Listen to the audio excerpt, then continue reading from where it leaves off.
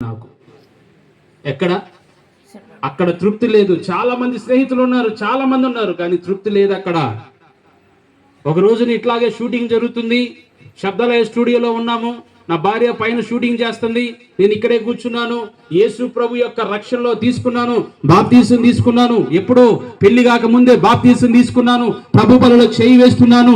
అసహ్యమైనటువంటి కార్యాలన్నీ చేస్తూ కూడా బాప్తీసం తీసుకొని ప్రభు బలలో చేయి వేస్తున్నాను. దేవుడు చూస్తున్నాడా? చూడట్లేదులే అనుకున్నాను. దేవుడు వింటున్నాడా? వినట్లేదులే అనుకున్నాను. అసలు దేవుడు ఉన్నాడా? ఉంటే ఎందుకు అని రకరకాలుగా ప్రయోజనాలు చేసుకుంటూ దేవుడు లేడని చెప్పేసి నా ఇష్టానుసారంగా బ్రతుకుతూ ఉన్నాను. లోకాశ, శరీరాశ, నేత్రాశతో ప్రతిదినము బ్రతుకుతూ బ్రతుకుతూ బ్రతుకుతూ బ్రతుకుతూ దేవునికి దూరం అయిపోయా. దూరం అయిపోయి ఎంతవరకు దూరం అయిపోవాలో అంతవరకు దూరం అయిపోయాను. చివరికి ఆయన మరలా పట్టుకొని ఈ యొక్క బైబిల్ పట్టుకొని దేవునికి స్తోత్రంగా